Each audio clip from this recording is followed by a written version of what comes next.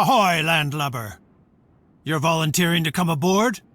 Usually we have to fill them with rum, drag them aboard, and ship them off before they sober up again. All right. My name's Sam. I'm a captain here, and there may be some things I could teach you.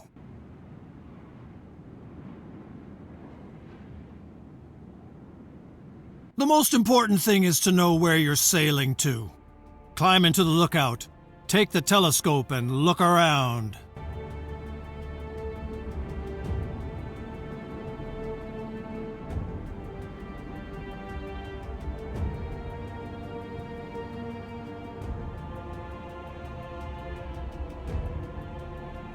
You can also look around in all directions. Don't worry, there are no octopuses or sirens here.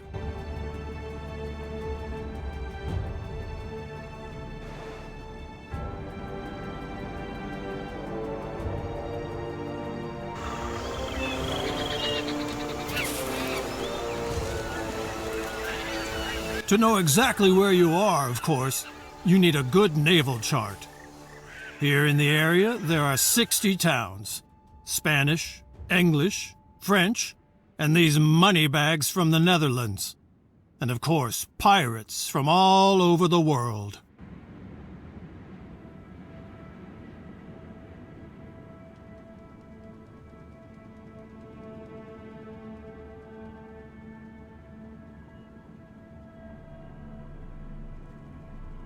I'm sure you'll recognize one or the other convoy.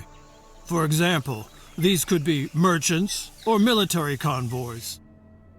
The only way to find out exactly is to get close enough with one of your own convoys, which is not always a good idea.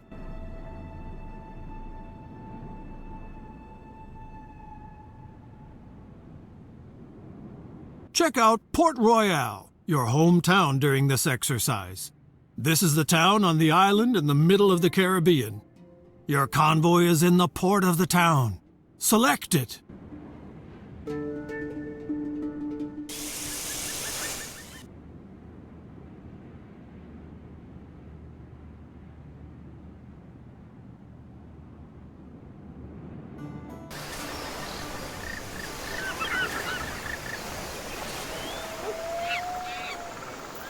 No vessels, no trade.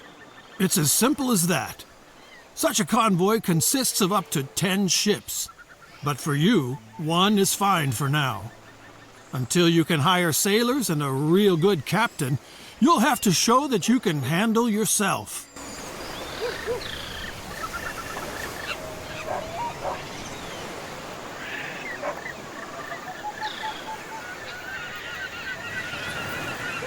Take a look at the different parts of the convoy.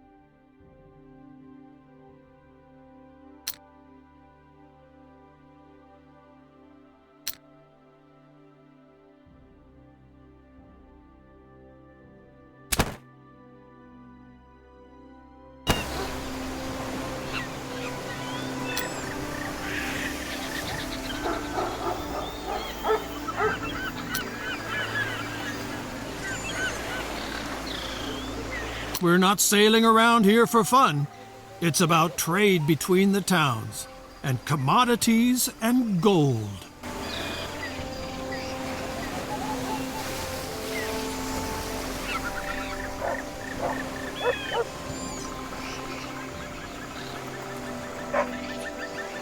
Select the town Port Royale to open up the town dialogue.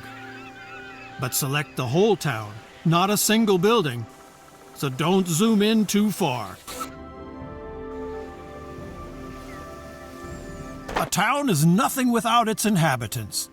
These consist of workers and their families. The workers toil in the businesses and on farms and produce the commodities.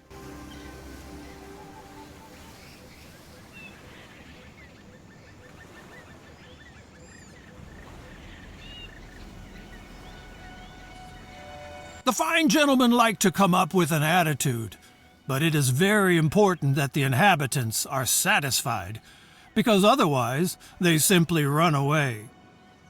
The supply of commodities plays the biggest part for satisfaction. Now select the Production tab.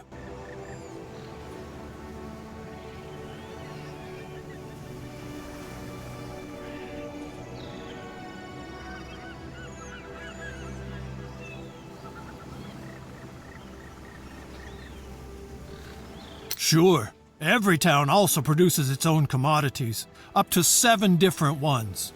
But people want more. And that's where trade comes into play, and your convoy.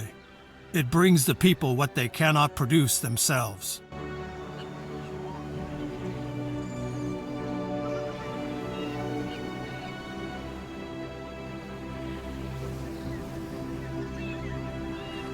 Now select the Trade Between Town and Convoy tab. Everything that people want can be found on the market, or maybe not, and then they get dissatisfied. Each item also displays production, consumption, and the current price.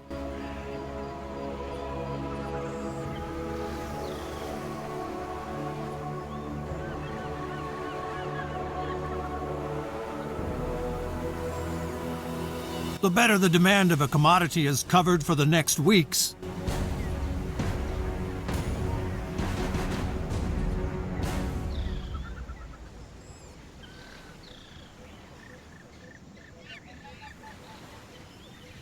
The lower the price. That makes sense, doesn't it? So commodities produced in a town are usually quite cheap.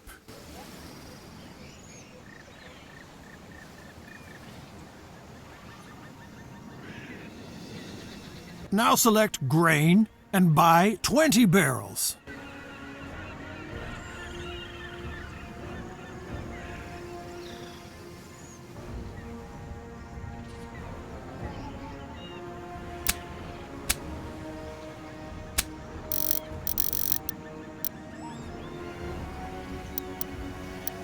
While the grain is being loaded into your convoy, let's see where the shortage is.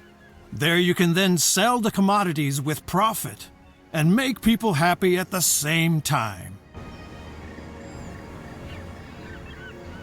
Now close the town dialogue. If you zoom out of the map far enough, you will see more towns northeast of Port Royale. Move the cursor over these towns to see the commodities they produce. Tortuga looks good. Send your convoys there.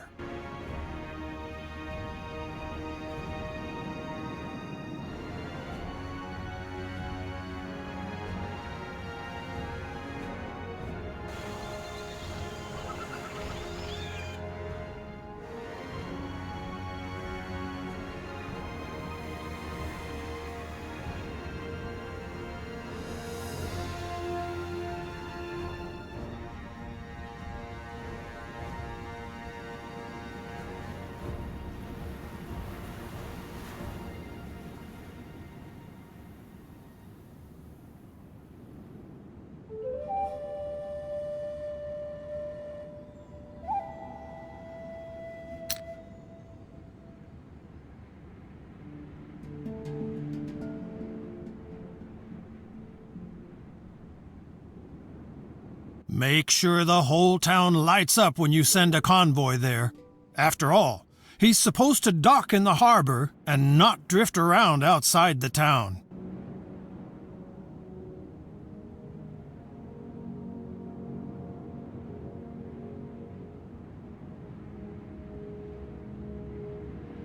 Now we'll wait until your convoy arrives in Tortuga. If you want to make a rapid progress, just zoom out. The further you zoom out, the faster time will pass.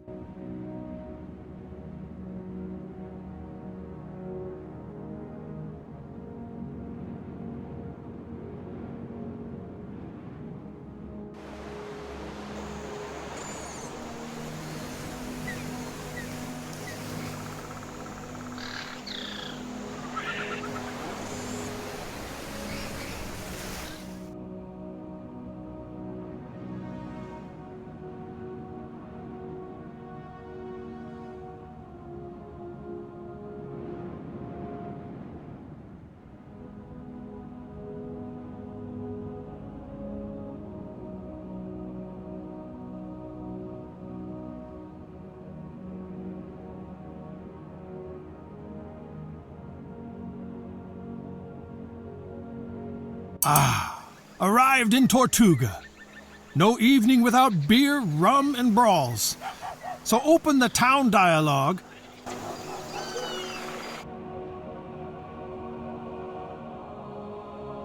Now open the trade tab again and sell all of your grain to the town.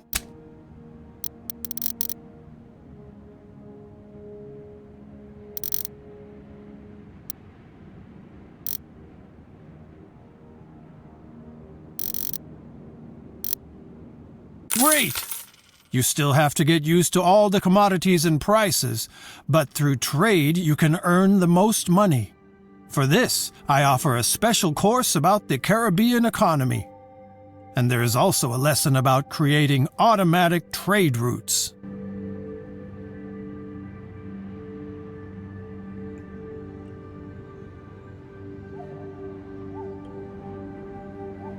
By the way, in Port Royale, they need wood.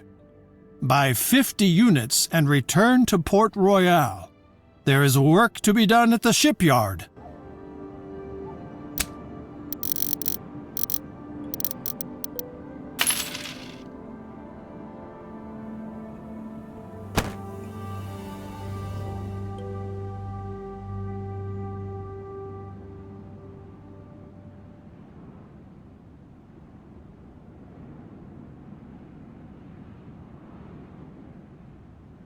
Until the convoy reaches Port Royale, a tip from me. Convoys cost money, maintenance, and repairs. Avoid empty trips and load your vessels as much as possible.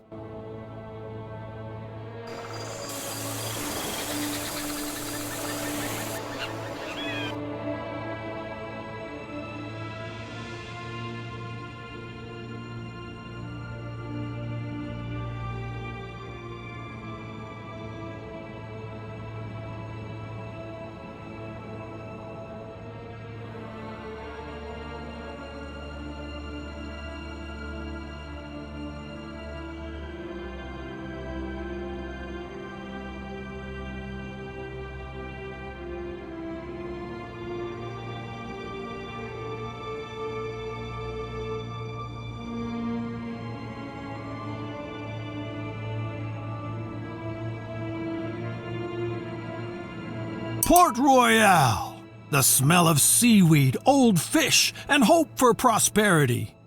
Zoom in on the town until you see the shipyard and select it.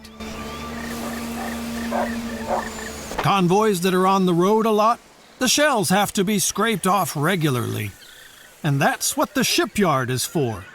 But you can also get a new barge here if you need more cargo space.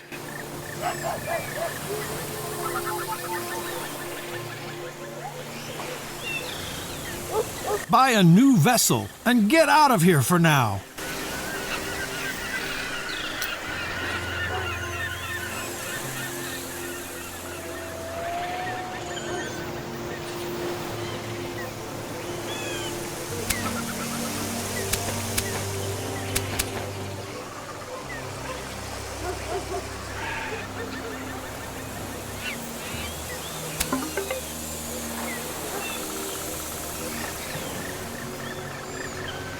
Your vessel is still in the shipyard, and you can't even see it.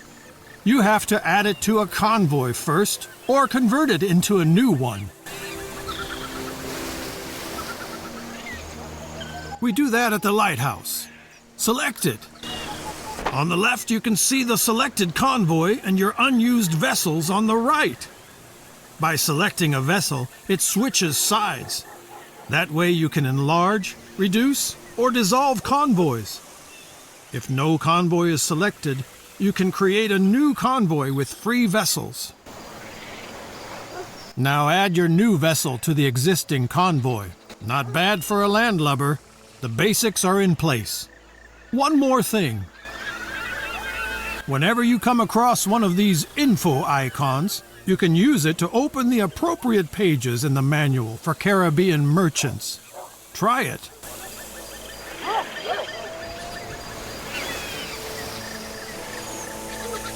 The info icon will always bring you to the right place in the manual. You can also open the manual at any time and just browse through it.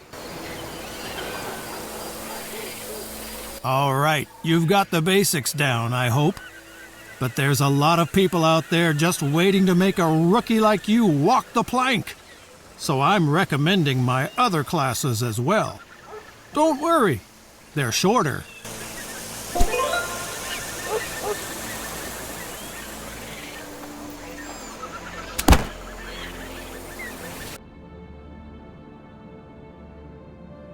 All rested up and ready for the Caribbean economy? Let's go! First, select your convoy in the harbor of Port Royale. Is that clear? Check the hold of your convoy to see what you just loaded. We'll need it later. A lot of beer. Beer is important. Does not make you as drunk as rum and not as sick as spoiled water. Now open the town dialogue of Port Royale. To do so, select the whole town from a greater distance, or, if the camera is close by, the town hall or undeveloped areas. Here you can see the inhabitants who live here and have to be taken care of. About 1/4 of them are workers. Some of what they produce can be traded with other towns. Below you can see which cultivation and mining commodities can be produced in the town and how efficient such a production would be. Handicrafts, such as clothing, can be produced equally well in all towns.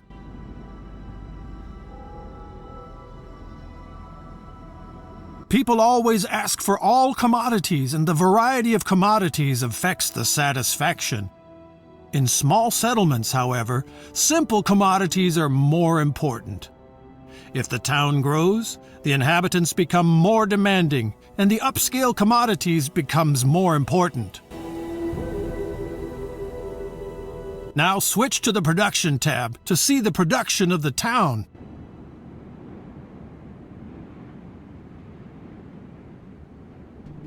Each town can produce a maximum of 7 different commodities.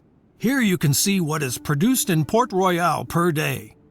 This is much more than the inhabitants themselves need. The surplus can then be traded with other towns. Your businesses will be here later.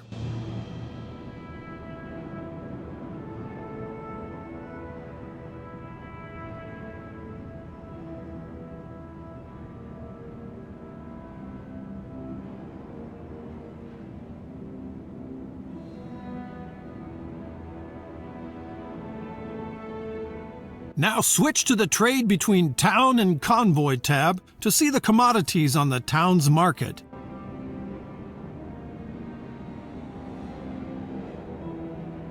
Here you can see all commodities that are available, sorted by their importance for the inhabitants. The first column shows the fill level of a commodity. This is the ratio of supply to demand. From 2 green bars on, a commodity is no longer scarce. From 4 bars on, it is in abundance.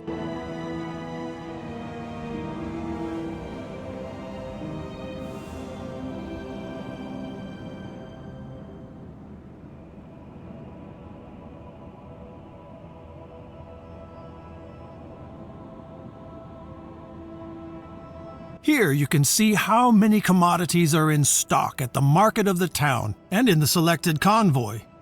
The convoy must of course be anchored in the harbor of the same town. By buying and selling, you move commodities between the town and the convoy.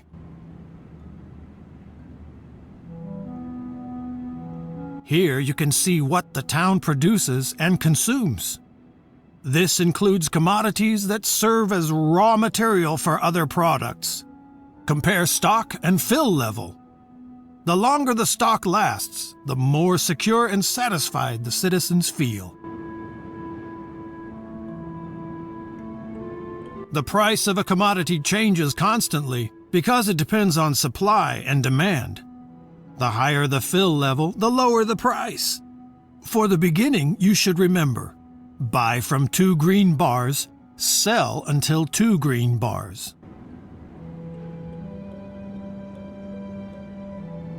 The last column shows the average price you paid for a commodity.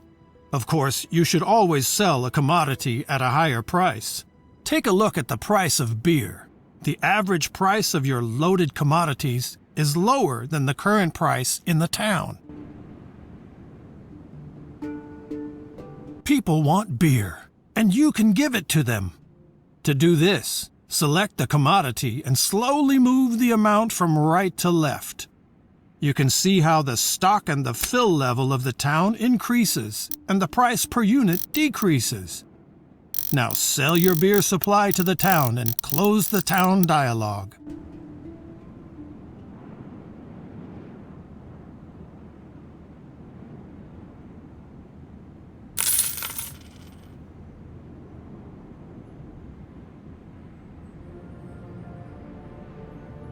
Very nice.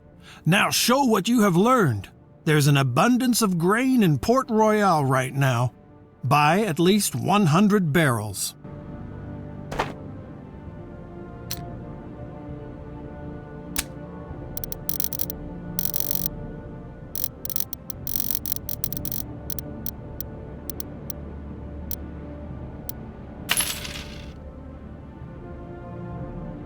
The commodities are on board.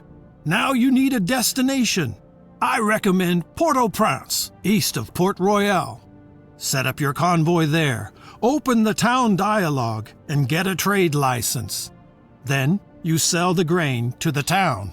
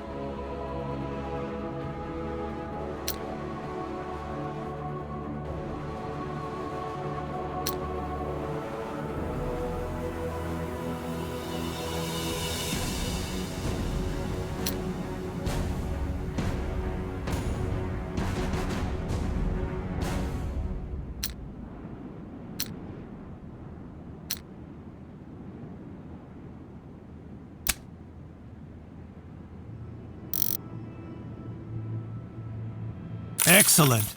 That was my Caribbean economy crash course. It's really very simple. Buy cheap and sell dear. And don't waste all the profits on drinks. You should now understand what the price of commodities depends on. In the beginning, you do the trading yourself. Later, you set up trade routes and leave the trading to your convoys. Of course, always to your specifications.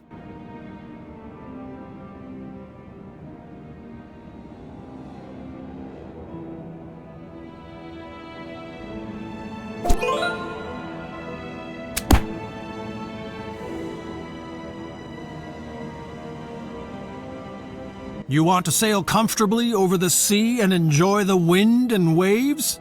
Then you're in the wrong place. I want to teach you how to organize your convoys so that they yield more profit for you. And we'll start right away. Choose your convoy that anchors at Port Royale. Here you can see if the convoy has additional sailors. You can hire these via the trade dialogue if there are workers available in a town. Sailors are only needed by your combat vessels during naval battles.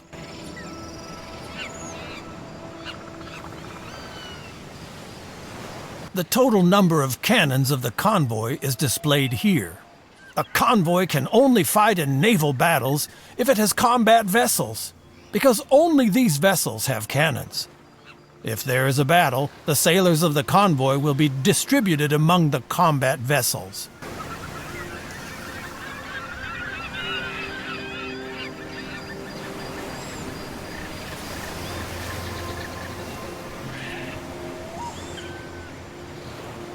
You already know the different areas of a convoy. Select the area vessels. Here, you can see the vessels of your convoy. It's important that you understand the difference between a vessel and a convoy, even if the convoy consists of only one vessel.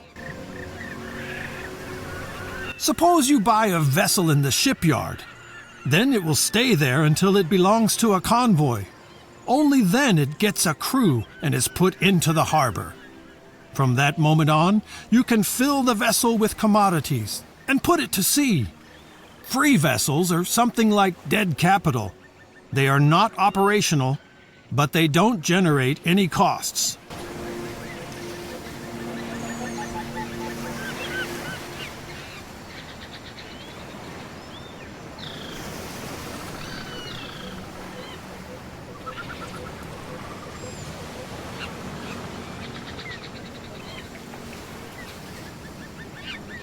Two buildings in the town are important when it comes to vessels: the shipyard and the lighthouse. Let's first have a look at the shipyard in Port Royale. Select it to enter it. You have to zoom in close enough to the town, otherwise you won't be able to select individual buildings. In the shipyard, you can repair, buy, and sell vessels. As you can see, the vessel in your convoy could use a little overhaul. Get it done. Great. While the repairs are being carried out, we look at the vessels the shipyard is currently offering for sale. To do so, select the next area in the shipyard. Larger shipyards sometimes offer used vessels for sale. These can come from bankrupt merchants, for example. This is a good opportunity for you to get a new vessel quickly and easily. Just buy the 2 vessels on offer.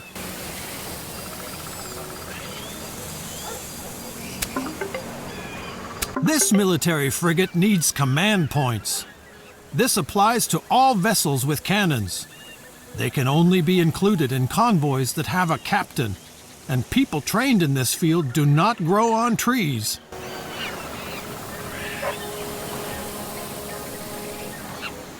For the really big vessels, you have to prove that you are loyal to your nation and accumulate fame, here represented by fame points. Your fame increases when you do things that our dear Viceroy particularly likes. More on this later, in another lesson. Now look at the other parts of the shipyard. You can sell vessels which you don't need anymore and order the construction of vessels. However, this always takes a while, and there must be enough building material available at the town's market before the shipyard can start the construction.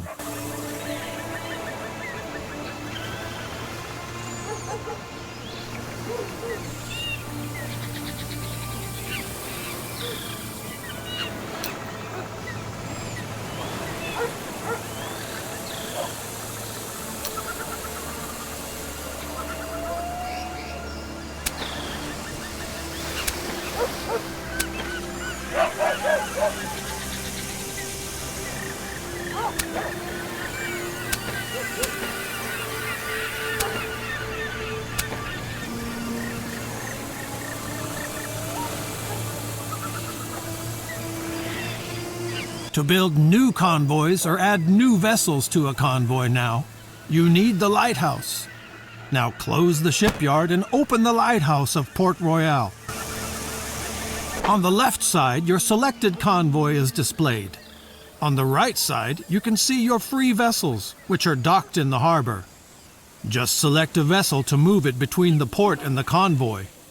If you have not selected a convoy that is anchored in the harbor, a new convoy will be displayed on the left side, which you can create with your vessels.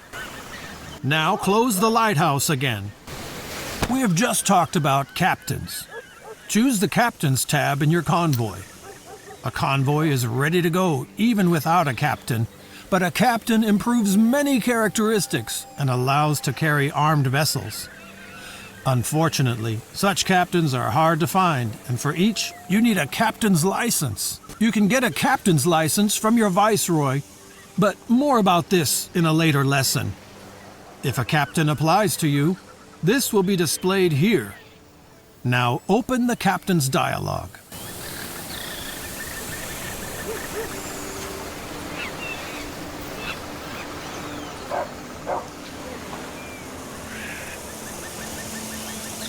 Here you can see which captains are working for you, or who is applying as a captain.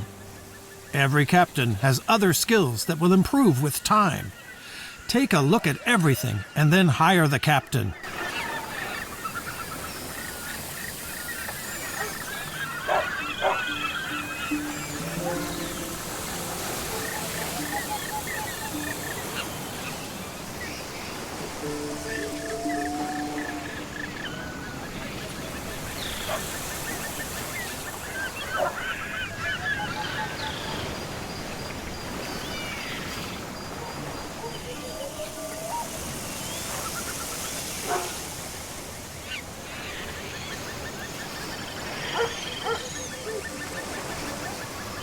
A captain doesn't work for free, so don't forget to assign him to a convoy after you hire him. Otherwise, you'll pay for doing nothing. Now assign the captain to your convoy.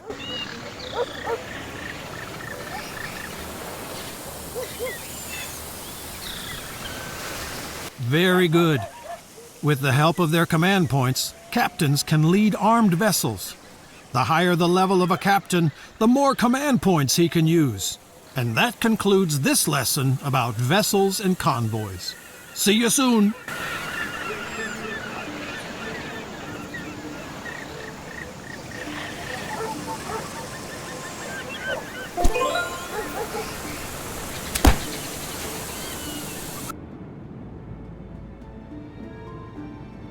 Thank you for participating in this lesson on trade routes. It could also be called 10 Ways to Screw Up Others' Businesses. I'll teach you how to massively increase your trade volume. Now, select your convoy, which is anchored off Cartagena, and select the Trade Route tab. As long as you only have a convoy, you can of course act on your own, buying, transporting, selling commodities. But with more convoys, it gets out of hand. You have to learn to give orders to your convoys so that they are sailing for you automatically.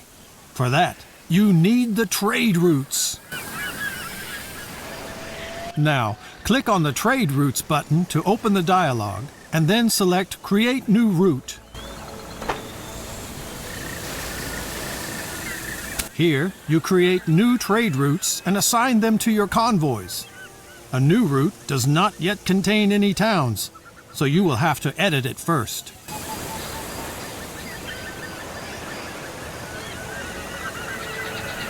This is the navigation map.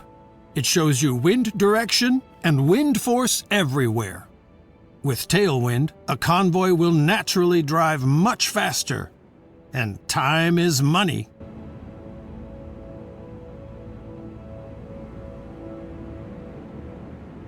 The red areas are sometimes hit by storms. This increases the risk that your convoy will be damaged. That's what areas with a dull wind look like. Here, convoys move very slowly. Therefore, such areas are usually avoided. The colored areas near coasts indicate shallow waters and reefs. Convoys with greater draft have to be very careful here, and therefore do not make rapid progress. Convoys consisting only of vessels with little draft have no problems here. Now look up to the left. There you will see the towns where you have acquired a trading license. You will also see what each town is producing at the moment. Set up a trade route with these 4 towns. Simply select the towns in this order: Cartagena, Portobello, Bluefields, Puerto Cabezas.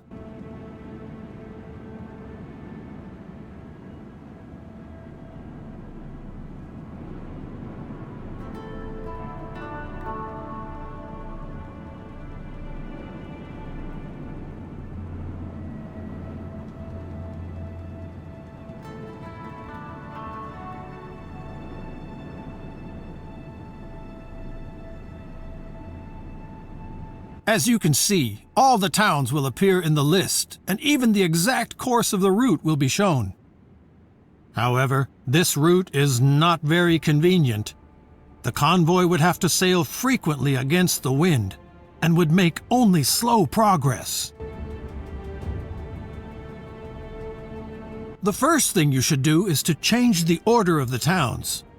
To change the position of a town in the list, you can select and move it.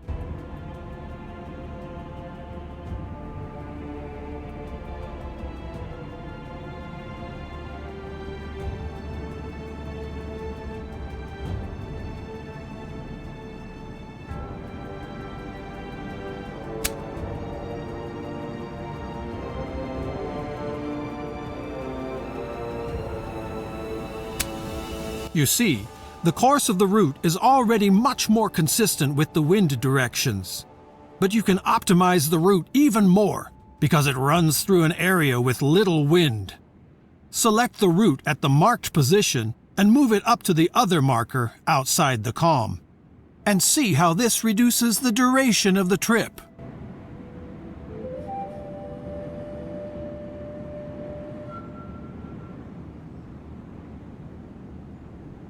You can certainly improve the route in other places to take better account of the wind, avoid potential storms, or avoid shallow water and cliffs. Feel free to experiment.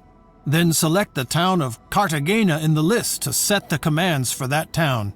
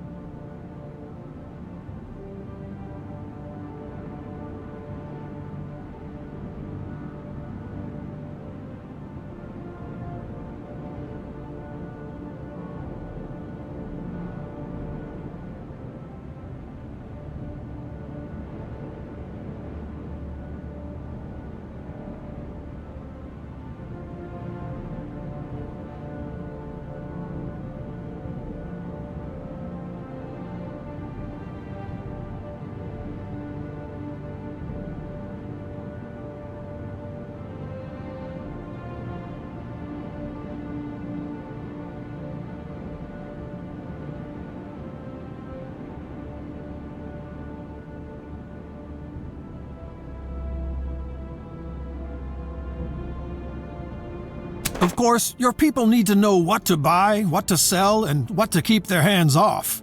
So you give them guidelines, which they then follow. Don't worry, it sounds more complicated than it is.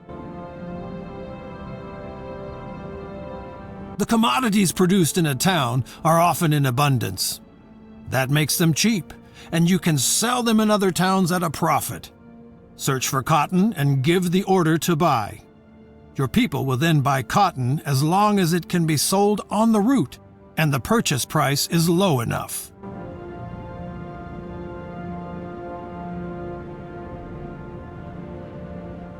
But your people are not stupid.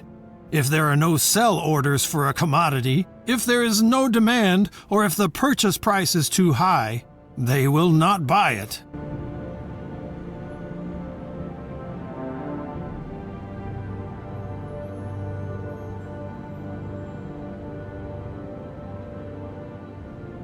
If you actually have to deliver a commodity somewhere, even though it is very scarce and expensive, you can deactivate this automatic pricing and give your people a maximum purchase price.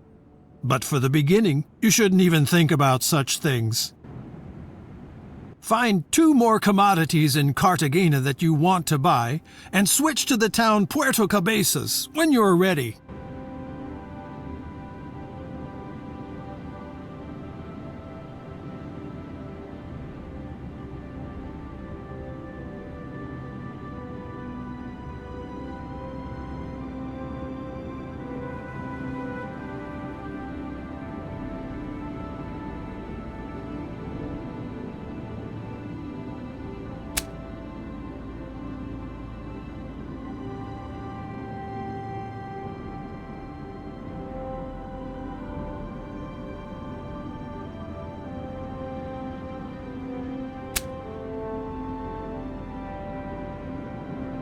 Puerto Cabezas can certainly use the commodities you want your people to buy in Cartagena, so set these commodities to sell.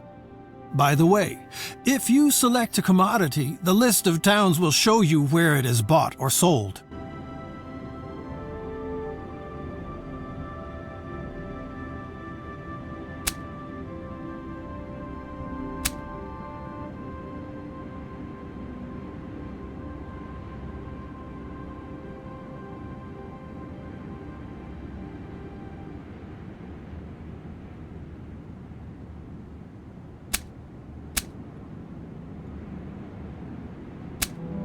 Of course, you can also set further preferences for priority, quantity, and price when selling, but it is not important at first.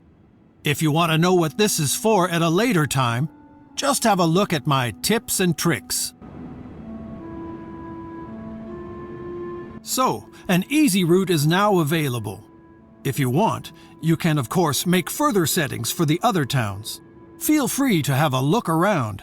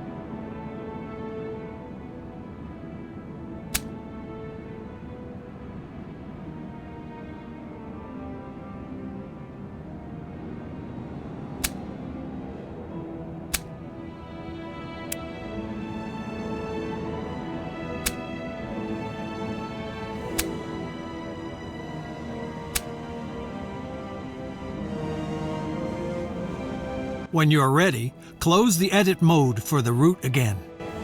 You will now be shown all kinds of information about the route, but since the route is new, most of the values are 0, and as long as no convoy uses this route, nothing will change. You should therefore assign it to your selected convoy.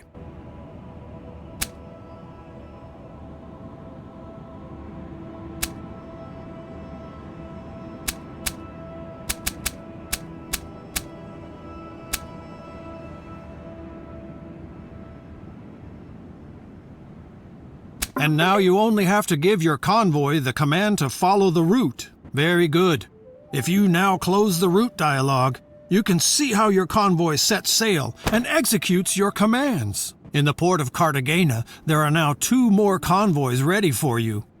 Up here, you can see how many of your convoys are not on a trade route right now. You can select such a convoy either directly in the world or by switching through. Please switch to a free convoy now. Now send this convoy to the route you just created. Open the route mode again, and now select again the option Assign Route and activate the route on the convoy. Great! You see, a route can have several convoys. This is especially useful if the route is very long or a lot of commodities have to be transported. Your current route is short, and the quantity still small, but that can change once the towns start growing.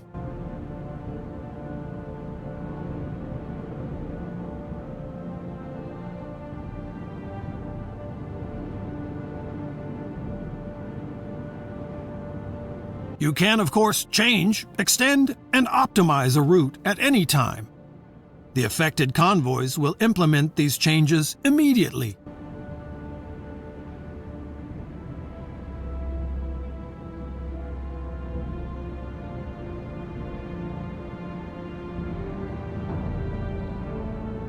Finally, one more thing. The trade route dialog shows you the data of your different routes. You can also view the balances of individual convoys.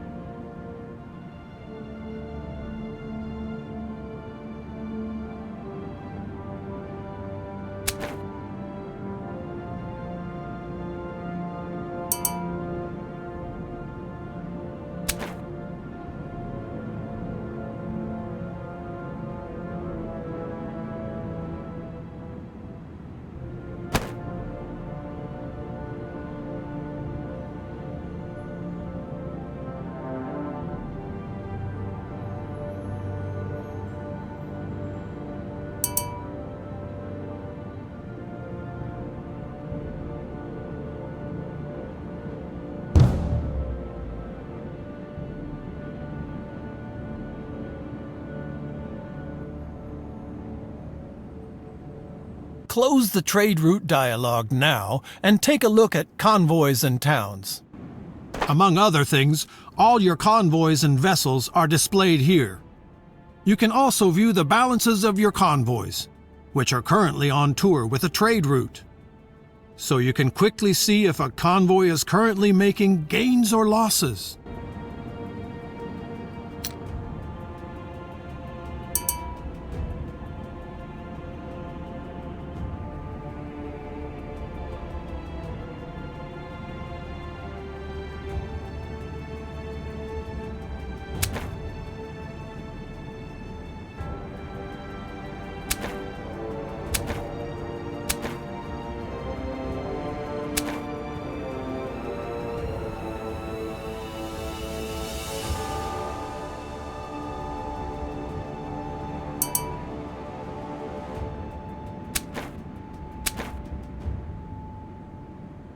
This lesson is now also completed.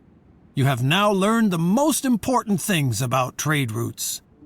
By the way, if you later have your own warehouses in towns, they can also be used and filled by trade routes.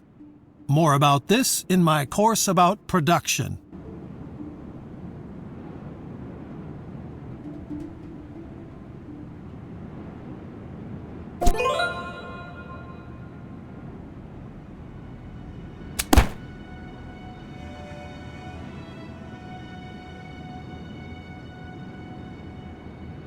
Welcome to the course about production and why producing by yourself is better than buying from others. And while you're at it, I can also hammer some more insights about the Caribbean economy home.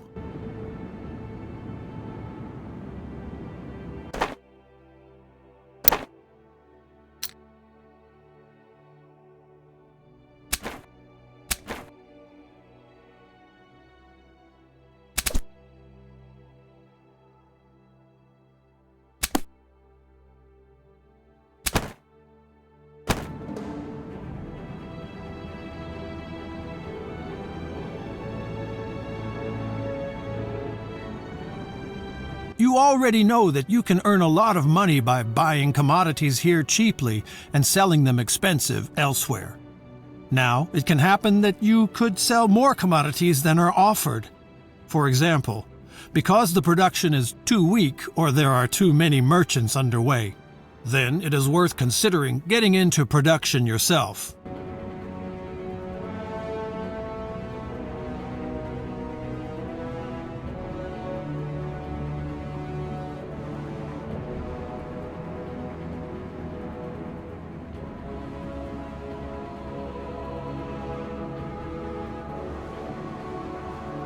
Sure, during production there are costs for buildings, raw materials, and workers.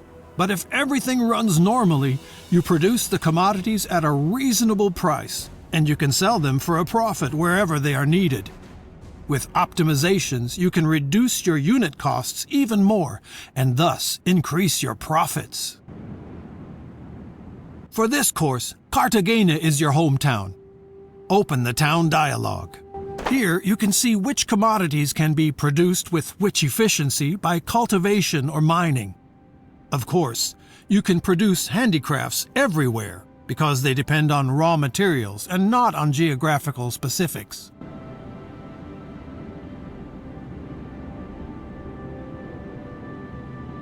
Here, you can see which commodities are actually produced in the town. Each town can produce up to 7 different products. Your businesses will also be displayed here later. These numbers tell you how many commodities in the town are produced per day and how much could be produced. If, for example, workers or raw materials are missing, this slows down the production. You should only produce the commodities that are scarce in the area, because the production of commodities is really expensive, and if you create an oversupply, the prices go down and you make losses. That also applies to other producers in the town. If they make losses with their commodities, they shut down production or even tear down their businesses. I'm only telling you this in case you ever have plans like that. Check which commodities are in demand here. Vegetables are such a commodity, and Cartagena does not produce vegetables at the moment, but could. Vegetables are also scarce in the neighboring towns. You will quickly realize that when you trade. And since vegetables are high on the list, they have a big meaning for smaller towns. So, vegetable cultivation seems to be a good idea. Close this dialogue now and open the construction menu for this. In the first section of buildings you can construct are town buildings like residentials or chapels, but we'll get to that in the next lesson. You can find production businesses in the second section. The darkened businesses can't be built here. The conditions for that are missing. If you move the camera to the town of Necoclí south of Cartagena, you can see how the possible businesses change.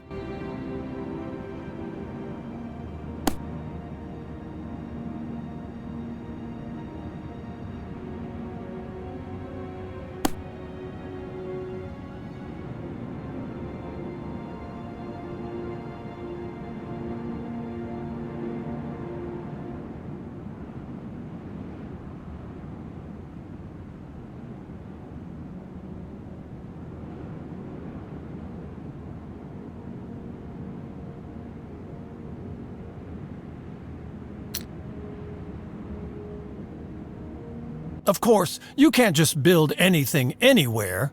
First of all, you need a trade permit, so that you can trade and your fame increases.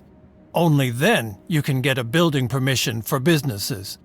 If you even want to construct town buildings, you have to get the town administration rights from the Viceroy.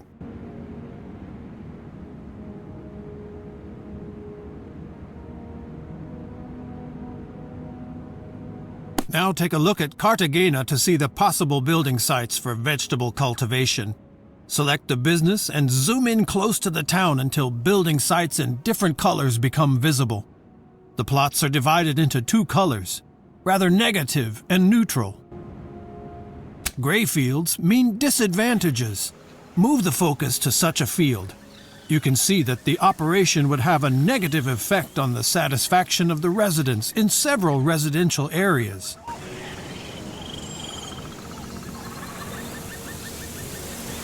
There are no negative factors on the neutral fields.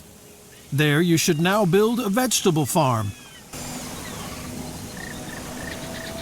Good. The construction contract is given. Here you can see which construction materials are needed and how much these materials and the construction costs. You don't have to worry about the construction workers, but they can only start working when the construction commodities are in stock in the town. You can help with this if necessary.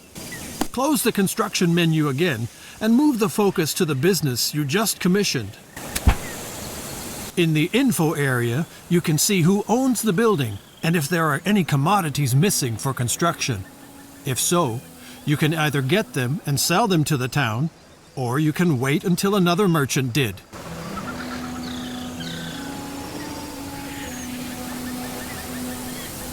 Without workers, nothing works, of course. Otherwise, you would have to harvest the carrots yourself. Open the town dialogue by selecting an empty field or a town building.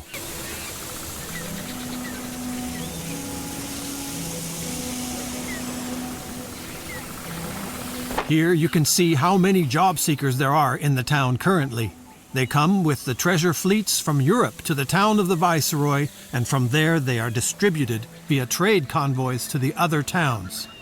You can help with a trick here. When you dismiss the sailors, they automatically become job seekers.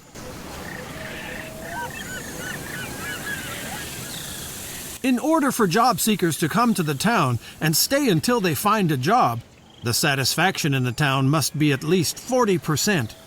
This is usually not a problem, but as towns get bigger, the demands of their inhabitants grow.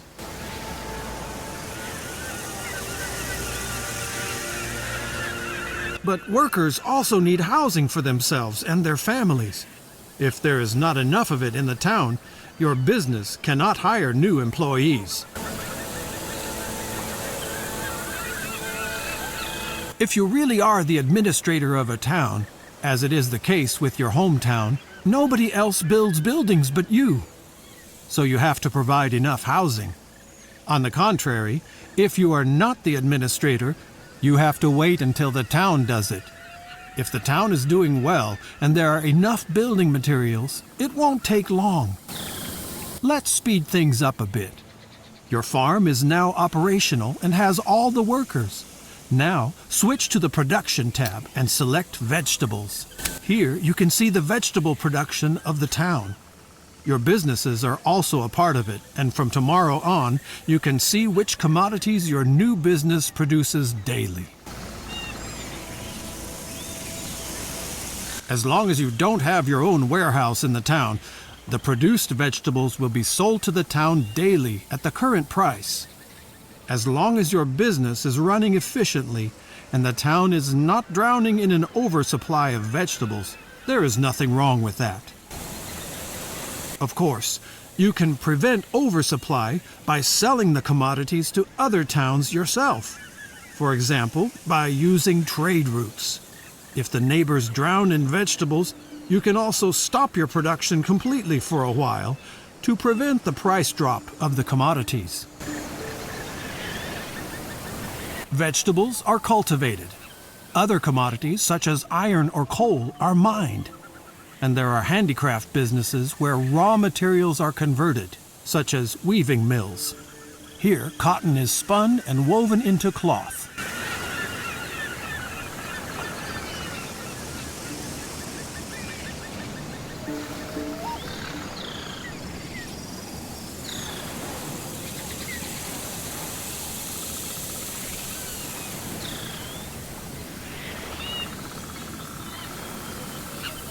Such a weaving mill is needed right now in Cartagena. Get to work!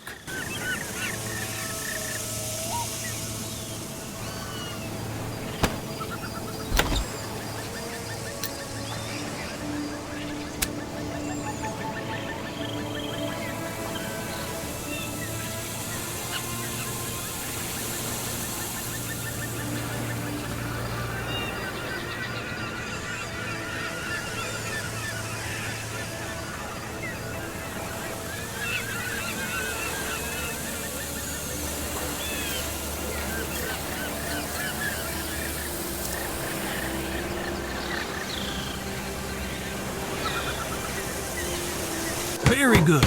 Let's speed this up. Now leave the construction menu and select the weaving mill to see its production. Here you can see what raw materials you need for your cloth production. As long as you don't have a warehouse in the town where the commodities are in stock, the business automatically buys the required cotton from the town as needed and sells the produced cloth back to the town. And the lesson on the basics of production is already over. Now you know why you should only produce commodities that are in demand. Also, you should always make sure that your businesses have enough raw materials, because otherwise you will pay your workers to just sit around.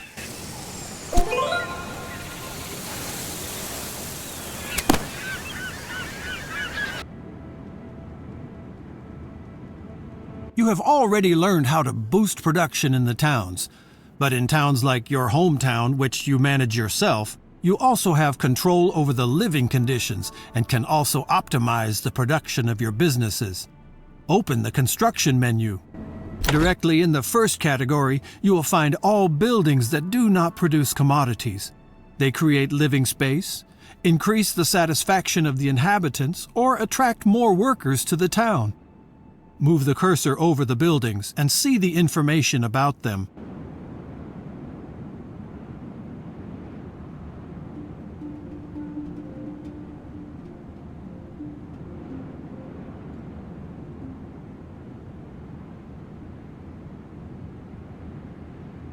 As you can see, many buildings have positive effects on other buildings or even the whole town.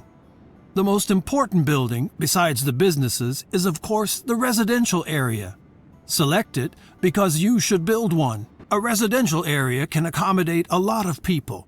This is good, because most workers have families, children, partners, old people, etc. Only about every fourth inhabitant works at all. So we need 4 times as much living space as workers. Otherwise, no new people will come to the town. If you look at the possible building sites for residential areas in Port Royale, you will see different colors. These indicate whether there are advantages or disadvantages for the building site.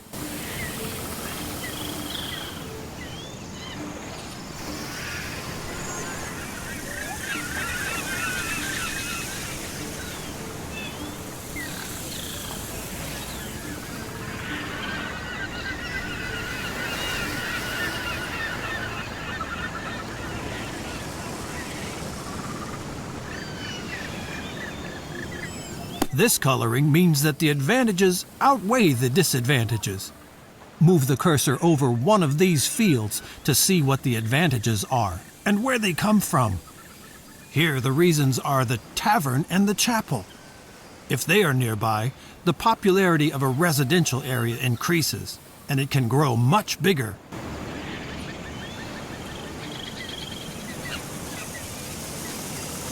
But nobody likes to live near cultivation or mining companies. There is too much hustle and bustle. Sometimes there is also noise and stench. So the satisfaction of the residents decreases. And such negative influences even add up. Find a good place for a residential area and commission it. The situation is different with handicraft businesses. Here, residential areas have a positive effect because the workers have a short way to work. But also companies that supply the right raw material for the craft have a positive effect. Choose the brewery for once. The most productive building sites for a brewery are located near residential areas and grain farms, because the workers then have a short distance to work and grain is needed for brewing. Now build a brewery. Very good. By the way, if a crafting business needs more than one resource, it will receive an additional bonus for each resource business nearby. And another building has a positive effect on production. The tool maker. Select it. With the tool maker, you can make nearby mining operations like the coal mine more efficient. I think you've understood the principle. Just always take a close look at the advantages and disadvantages of such a building site. That's what the information is there for.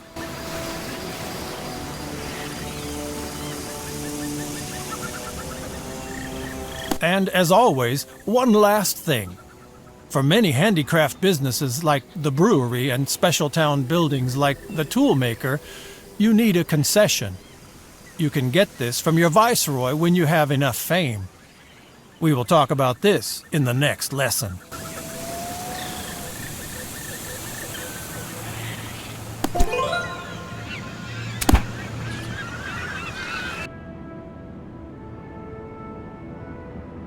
Welcome to the Department of Diplomacy at Sammy's School for Emerging Caribbean Merchants.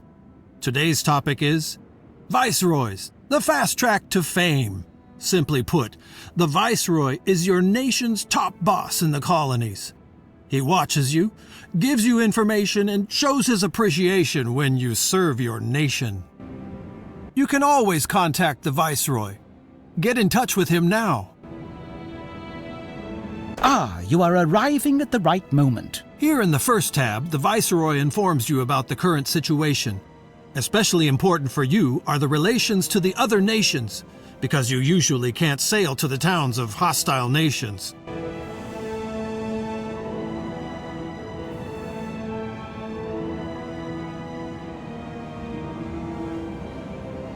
But the Viceroy also has tasks for you. You don't have to fulfill them, but if you do, you will be rewarded with fame. Not unimportant, because without fame, you won't get concessions for handicraft businesses, no great vessels, and no town administrations.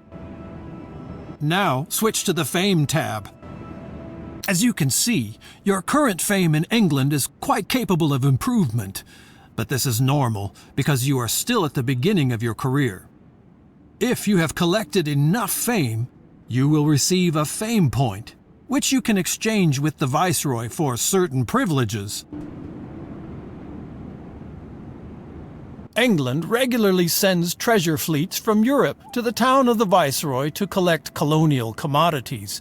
Here you can see how many commodities the fleet would like to take with them next time, and how many of them you have sold in Port Royale.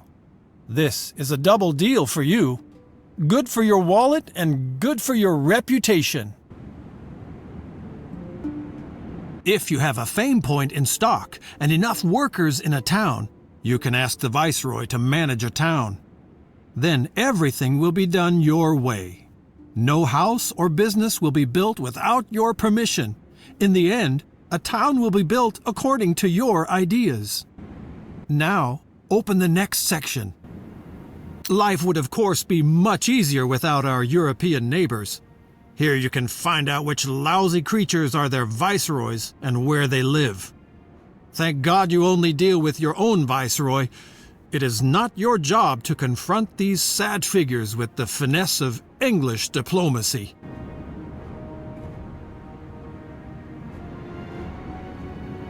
Now on to the next section. Pirates. All Caribbean pirates the Viceroy learns about are listed here. It is for your own fame and freedom to hunt down these ungodly spawn. Should you ever manage to track a pirate convoy to its hideout, you can actually smoke it out and gain even more prestige. Now, proceed to the last section, the concessions.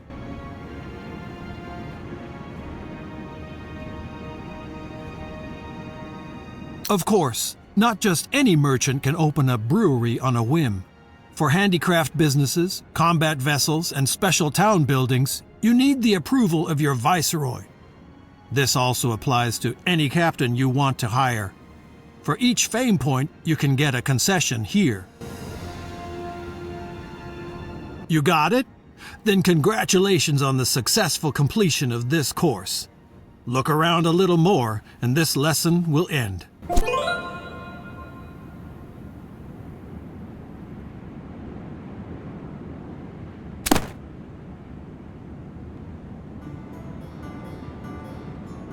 The acrid smell of gunpowder steam and the crashing of bursting tailgates.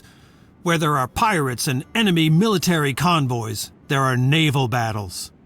To make your first battle not your last, there's this lesson.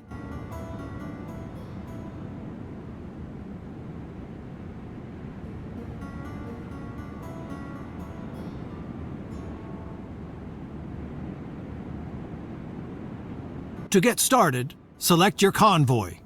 It's anchored south of Port Royale. There are 3 types of convoys you can attack. First of all, there's pirates. You can always attack them. Your viceroy will be happy, and accordingly, your fame will rise.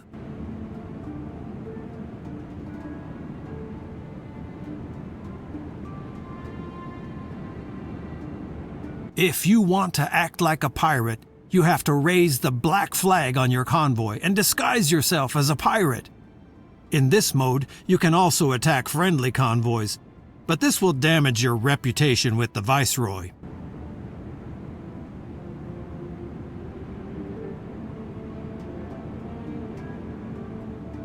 And thirdly, there are convoys of other nations when there is war with them.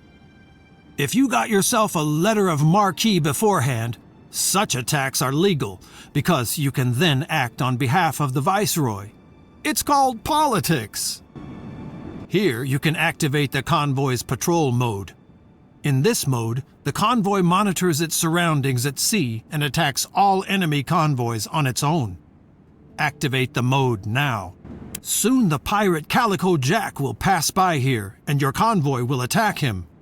Then you can choose if you want to join the fight or if you want your convoy to fight on its own. This sign will alert you to an incipient naval battle. Select it in time to join the battle. If you wait too long, the battle will be fought automatically. Here you will be informed about the convoys that are going to fight against each other. On the left is always your convoy, on the right the convoy of the opponent.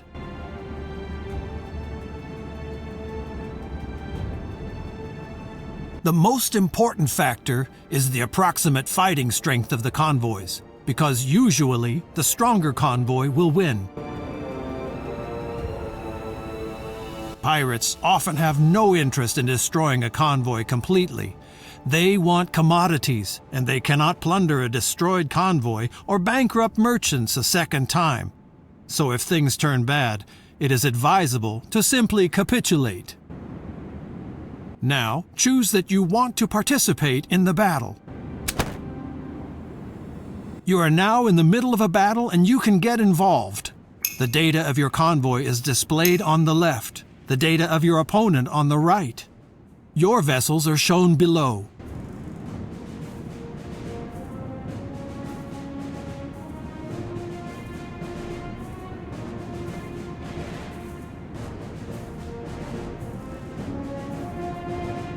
The naval battle will take place in rounds. Each round, all vessels have a turn once. This also means, for example, that if you have more vessels than your opponent, you will have more turns. When it is your turn, one of your vessels is selected and highlighted in the display. If you have other vessels that have not performed any actions this round, you may select another vessel instead.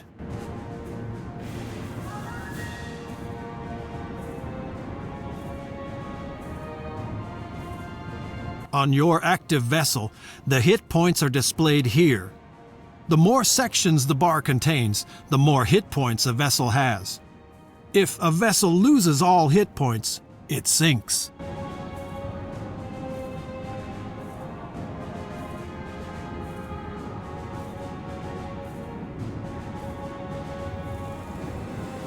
In addition, your active vessel will also show how much damage a broadside is likely to cause.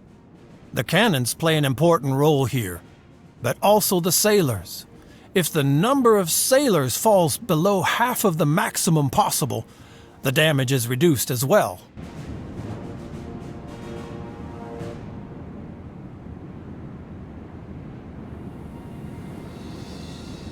Here, the effective strength of the crew is displayed.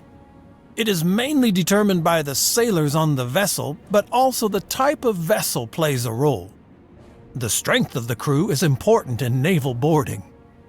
The greater the superiority of a crew, the greater the probability of success in naval boarding.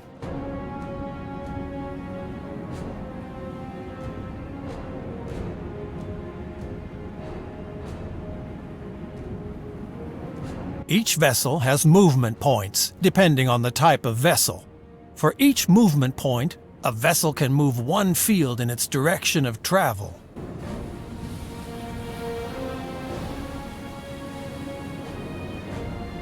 The maneuvering points of a vessel are also dependent on the type of vessel.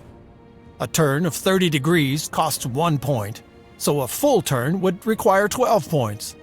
However, a vessel may use a maximum of 4 points per field. Don't worry, before you make a move, the costs will be displayed.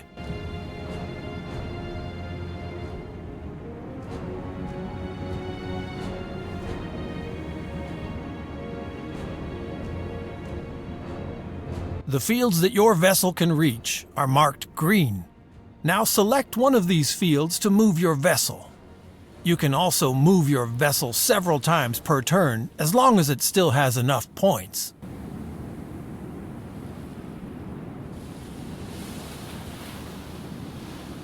As soon as you do not want to or cannot perform any more actions with the current vessel, select End Turn to end the turn for the current vessel. Then your vessel cannot be selected anymore this round.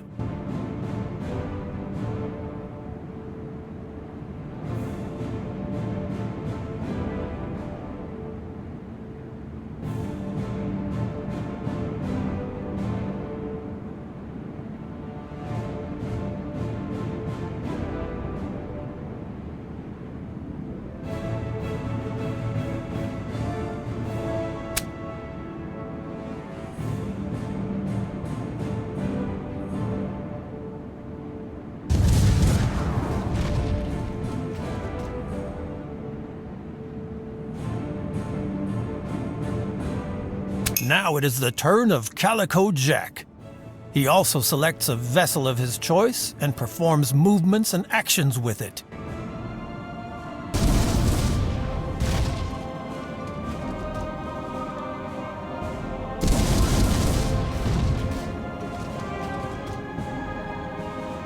The cross on a vessel indicates that it can no longer perform any action during this round. Now move your next vessel. If you select a red field, your vessel will move into position and fire a broadside at the enemy. A vessel can fire both broadsides per turn. You can mix movement and actions as you like.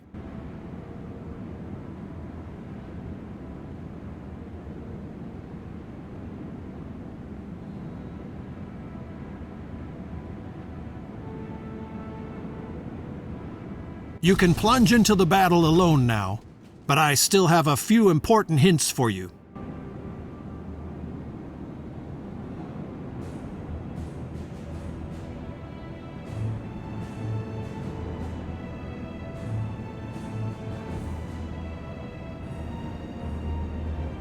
Take a look up here at the strength ratio of the two convoys. The bigger the green bar, the higher the chance that you will win. If you are sure that you will win the battle, you can have it evaluated automatically. At the moment, I have disabled this feature, but later you can see an evaluation here. You can accept or reject it and return to the battle. Another important point revolves around the tactics that are available to you in battles. First, there are the vessel's tactics. Each vessel provides a tactic to the convoy depending on the type of vessel. This tactic can be used as often as you like, but with cooldown periods in between. If more than one vessel has the same tactic, this cooldown period is reduced.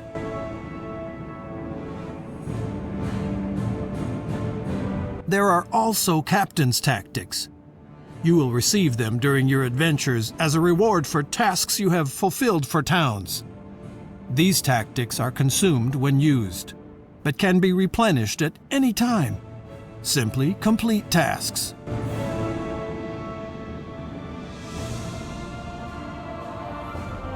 Which captain's tactics you can use depends on the level of your captain. Some tactics are only for experienced captains. By the way, all tactics are only used on your command, so they do not exist during automatic battles. Go ahead. I'll get right back to you.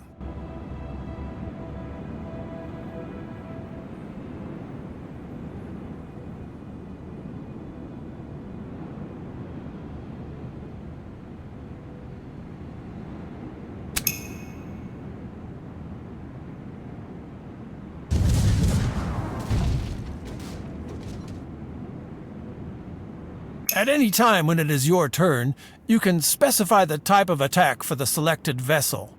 Solid shots mainly cause damage to the hull. Canister shot reduces especially the crew of the enemy vessel. This can be important if you want to board a vessel. Both types of ammunition are always available. You don't have to buy them separately. If you choose this type of attack, the crew will prepare for the naval boarding of another vessel. The greater the strength of your crew compared to the crew of the enemy vessel, the higher the probability that the naval boarding will succeed. This probability is displayed when you select a suitable vessel. If a naval boarding maneuver succeeds, both vessels will be suspended until the end of the battle. If the maneuver fails, the attacking vessel will lose one turn. Now go on. I'll get back to you in a minute.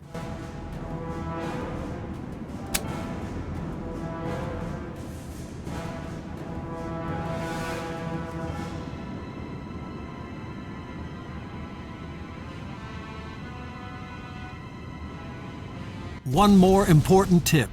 Cannons that you don't fire in one turn are wasted.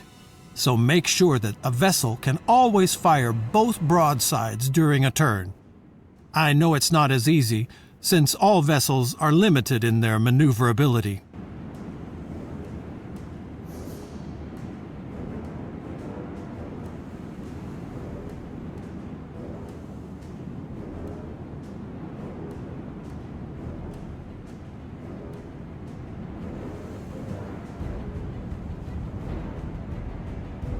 Well, have fun sending Calico Jack to the fishes. See you at the next lesson.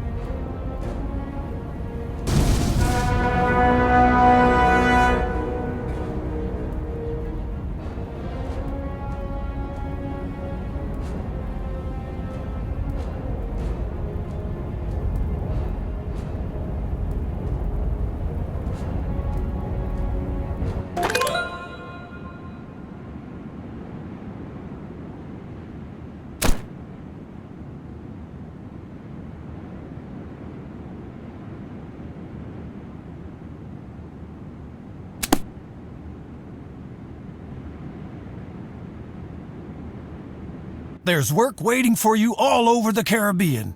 Viceroys, towns, merchants, dodgy characters.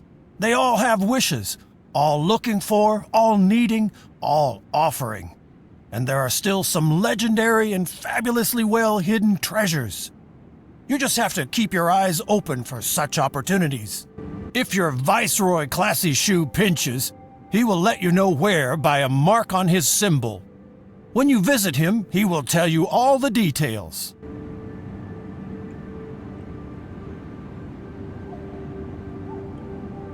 Come to me. I've got something for you. You cannot accept or reject the Viceroy's wishes, because they are just wishes.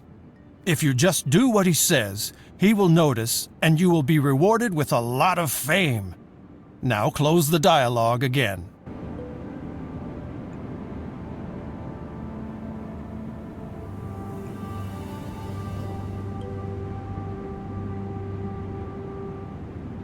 If a town is short of a commodity or otherwise has had some kind of a problem for a long time, the town administration can post a task.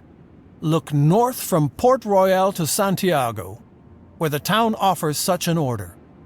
Read it and accept it.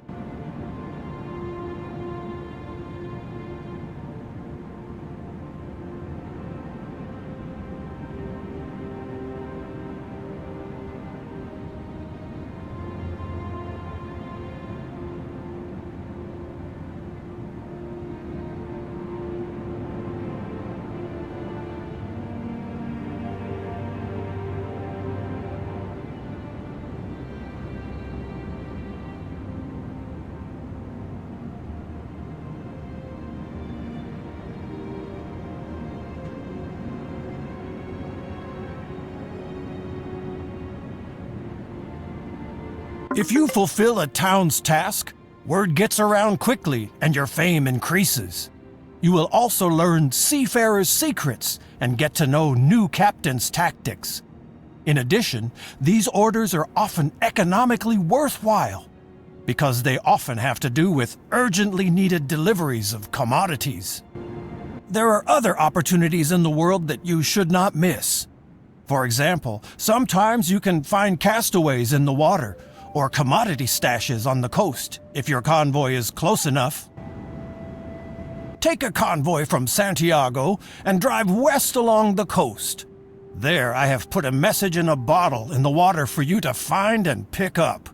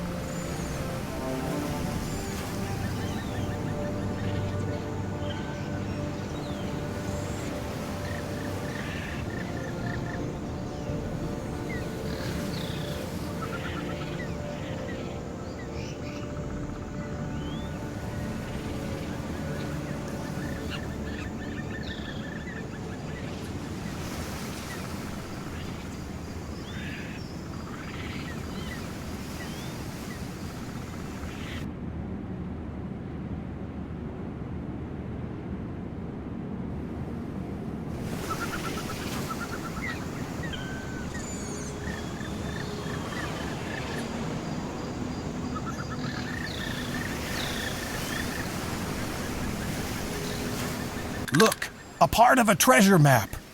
There'll probably be more of these, and there are many ways to get to it. By the way, such pieces are always transferred to your journal. Now open the journal, and there the Treasure Maps tab. Further parts of the treasure map are stored here. As soon as you have found the middle piece, you can go on a treasure hunt. A successful treasure hunt will greatly increase your fame in the Caribbean. And while we are in the journal, open the tab Objectives. Your nation expects a lot from you. What exactly you can read here. But you are free and independent. If you can do without the fame of your country, then these objectives are nothing more than recommendations. So much for missions, wishes, opportunities, and fame. They will help you to build a villa by the sea. My school thanks you, as always, for your interest and hopes for a positive evaluation. Grab a bottle of rum on your way out.